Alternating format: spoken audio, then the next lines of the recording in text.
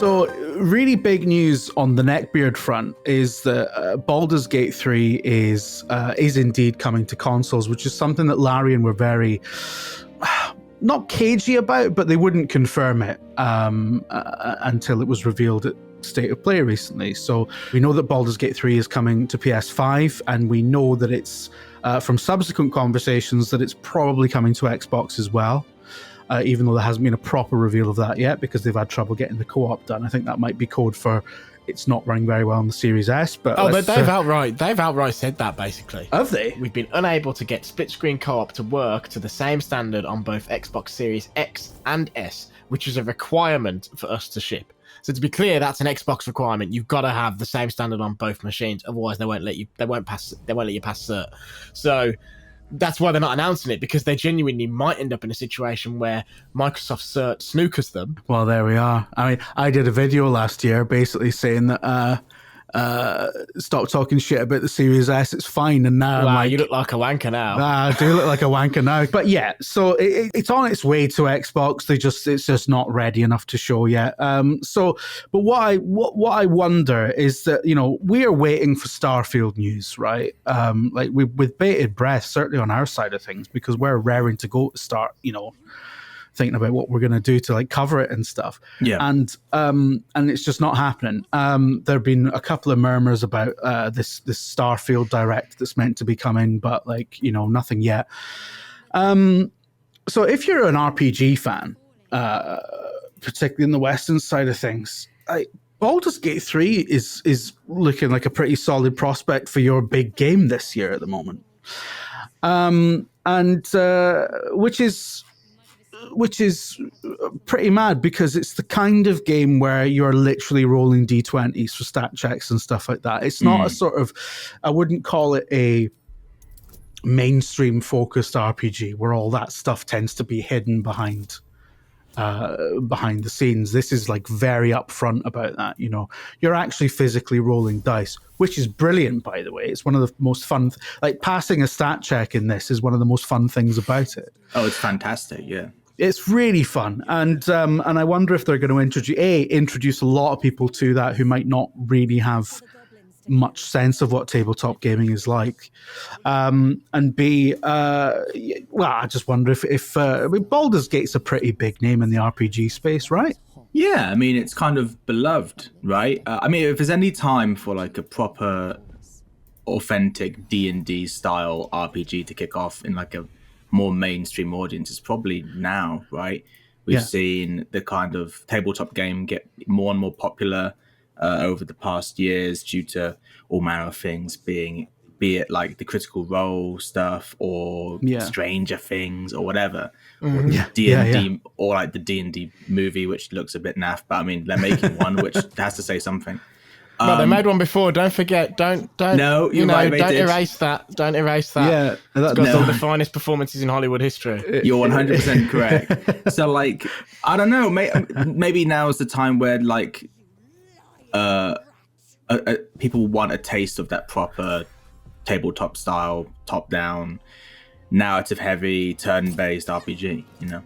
What's great about Baldur's Gate 3 as well, it's very subtle, but there's a narration that goes all the way through it that sounds like a dungeon master. It's like they've given like the role, basically, like, you know, if you watch Oxventure, basically like there is a Johnny Chiodini in the game, like telling you what's happening, which I think is, you know, I think that's pretty cool. Like I've never quite.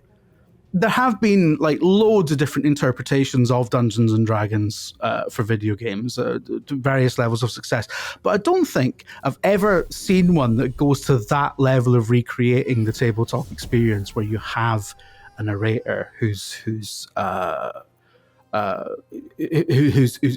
the dungeon master role and the actual physical D20s that you're rolling and all that kind of stuff. And there's so many, just in the first couple of hours of the game, there are so many options for this to solve that kind of initial quest in the druid camp, right? I felt is There this are what so the many. entire game is going to be, this branching? Because it's like you start playing it and it becomes apparent that essentially you need to sort out this problem with the goblins or rescue someone from the goblins or whatever. I'm not going to go too heavily into it. Sure. But there's like about 4 or 5 different ways you can solve this issue that crop up, and they're all very difficult. It's wild. It's so crazy. But I guess, the original games were also very, very deep in that sense. Yeah. And I guess what's happened, though, really is we've been trained on years of RPGs that do choice, but in a bit of a softer way. We've been trained on we've been trained on the later BioWare as opposed to the early BioWare. And this is sort of them going back to the roots where BioWare started. And what better studio to do it as well, right? Like, I think that's the other thing. It's this convergence of the perfect studio and the perfect franchise. Which doesn't often happen. I mean, isn't Divinity Original Sin essentially an audition to do like Dungeons and Dragons at some point, right? Absolutely. Yeah. It's like J.J. Abrams making a shit Star Trek film before getting to do Star Wars. It's like it was for making a shit Star Wars film. That was his audition. But it's not like that because Divinity Original Sin is actually really good. But yeah, you're right. It's like it's the perfect studio to take this on. And I gotta say as well, I mean, it's the early access version that we've got access to. So it's not the final thing by any means. But it looks beautiful as well. It's a really gorgeous looking game. Sometimes it's a bit glitchy because it's not finished, and every now and then there's a cutscene and somebody in the back is T-posing, whatever. But like, if you look past that, it's a really gorgeous game. So like, I feel like it's got a lot going for it in terms of the mainstream, right? Because I think so, but I do think D&D is more mainstream than it's ever been. Yeah. But your average dude, bro, is still not playing D&D. He's still not going to Games Workshop, whatever. And so I think that's the thing, really. I think this will definitely find a far larger audience than the old Baldur's Gate games did, because the industry's got so much bigger. But for instance, this will find an audience that's probably double or triple what Divinity did. But I still think it's going to be nowhere near the other big RPGs. He's not going to get near your Witcher numbers. He's not going to get near your Elder Scrolls numbers. It's probably not going to get near the Starfield numbers. Now, those numbers are going to be skewed in a weird way because a lot of people aren't going to have to buy it because it will go into Game Pass. And so it's also not going to be on PS5 as well. So at that point, we have to start looking at active users. But I think the active users are still. I think the active users are still going to be immense, though, right? Like if you look at it. We don't know the exact numbers, but as many as 10 million people own Skyrim on Steam. Right. So PC, Steam Spy has it as between 5 and 10 million, and I'm going to guess it's on the higher end of that.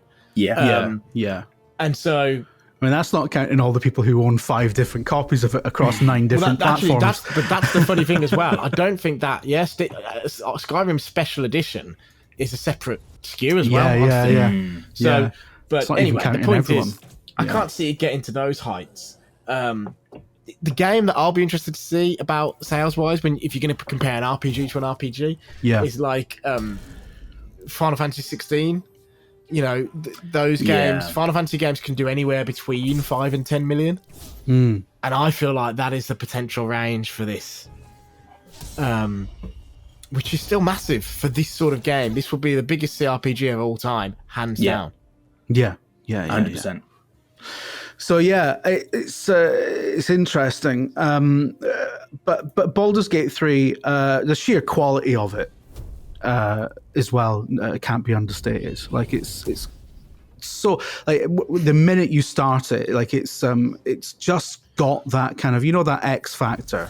Yeah, that, like sometimes you just play a game and it's going to be huge because. It's that good, and it's just got that something, which I actually feel like Divinity and etc. didn't really have. They were really good and interesting games in their own right, but they didn't have like this level of kind of these production values, this pedigree, these character models. So I keep going on about it, but it's amazing. They are really good. Yeah, fantastic. And I tell you what, I know I keep going on about it, but that first time that it had me roll a literal D20 to do the stat check in the middle of a conversation, I was like, well, I'm hooked, because every time that happens, I'm going to get a massive dopamine hit or not. Yeah. I suppose whichever RPG is going to be the most popular depends on like what you really enjoy out of these games. Obviously, Starfield's all in first person. He's got shooting in it. So like Alex said, it's going to be very much more appealing to those of a more mainstream, like you know, your dude bros, whatever, Call of Duty stuff, who will probably engage with the narrative stuff, but maybe not as much.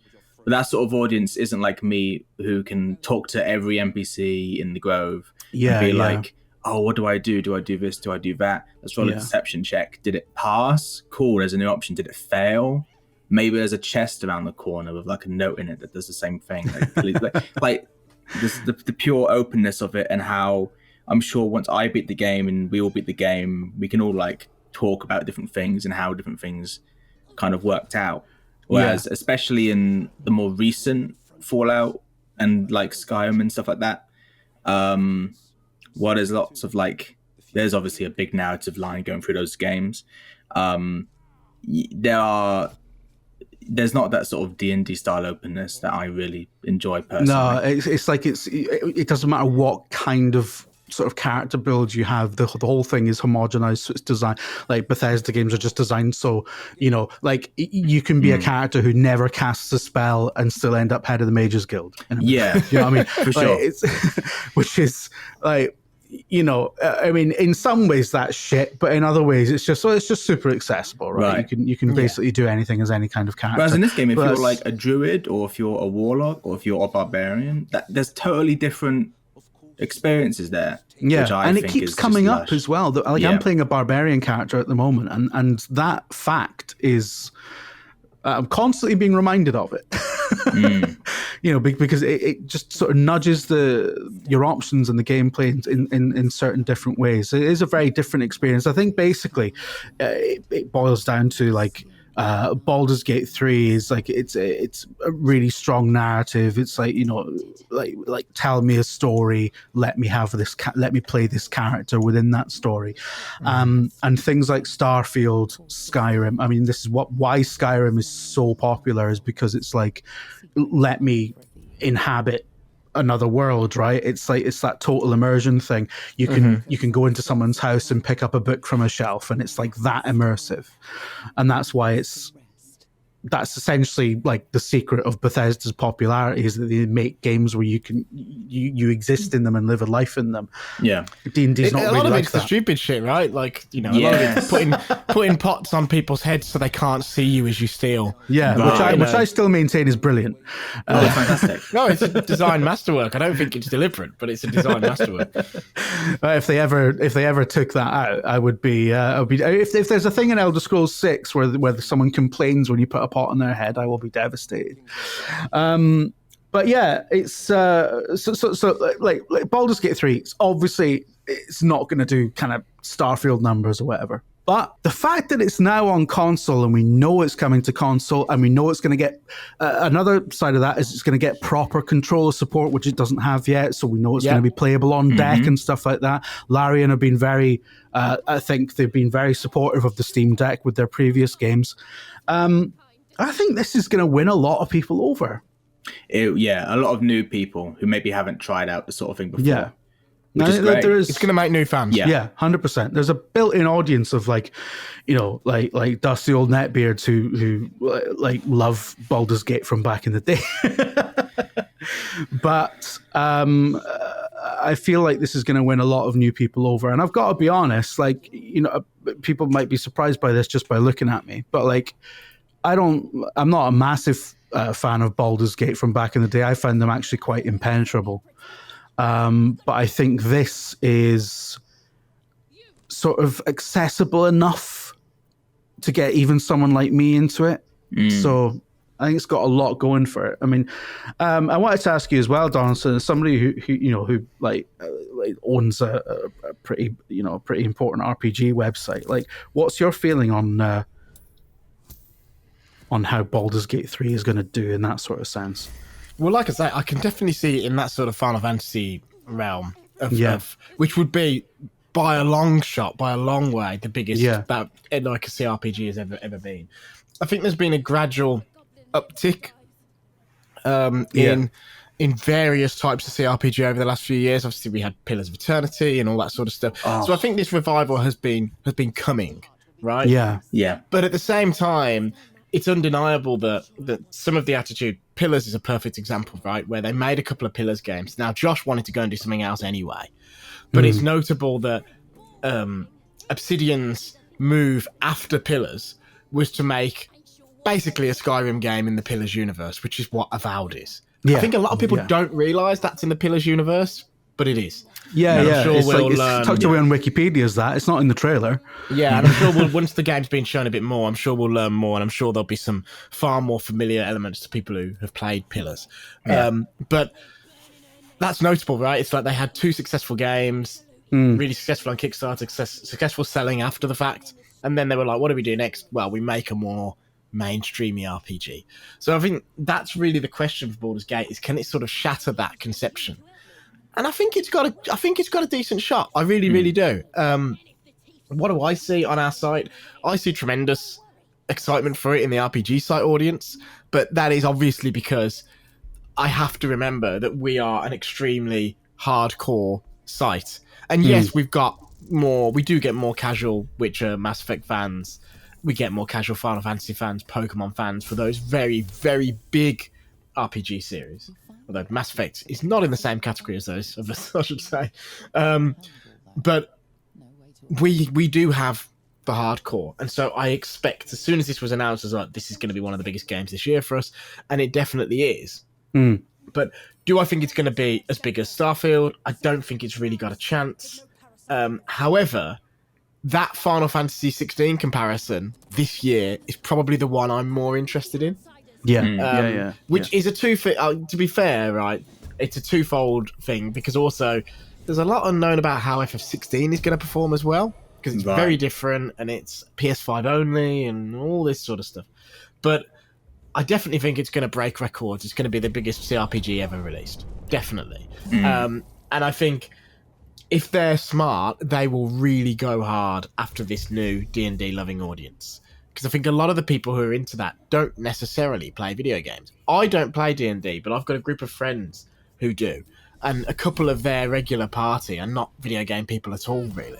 Which speaks to the sorts of people that this modern D&D revival has been able to grab. The question is, how do you convert those people? And it comes back to being on console is important. I think being on Steam Deck could be really important, because it might be a lot cheaper to get a Steam Deck than it is going to be to get a console. Unless it runs on Series S. If Microsoft faces this situation, we might see our first game where a mode isn't compatible on Series S or something. Because companies, when it's a sufficiently big game, companies make exceptions for cert. Like, Cyberpunk. Got waved through cert. They were like, CD Projekt were like, trust us, we'll fix it. And Microsoft and Sony both went, okay, through you go. And then it was an absolute disaster. I do wonder if Microsoft are gonna have to soften on that at some point as next gen exclusivity becomes a more common thing. So we'll have to see. But in the meantime, Baldur's Gate 3 is looking great, and you can just buy and play it now. You've got was it the first 25% or something of the campaign is available on early access.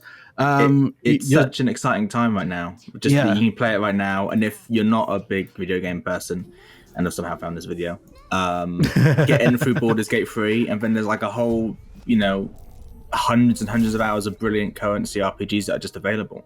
Wasteland 3 is out and pretty good. That's that's another one. When I said there's been a revival, Wasteland completely slipped my mind. But and that shit's in Game Pass.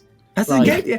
Yeah, exactly. There's so many and it definitely runs on the Series S. And it definitely runs on the Series. It runs on my computer like a dream, which means it must be like Roblox level quality. But there's so much out there, and I'm very excited to see the new wave of people who may come in with Baldur's Gate 3 and experience the genre. And I hope more development goes into pushing the genre so there's more for them and we can kind of capture that mainstream audience, like Alex said.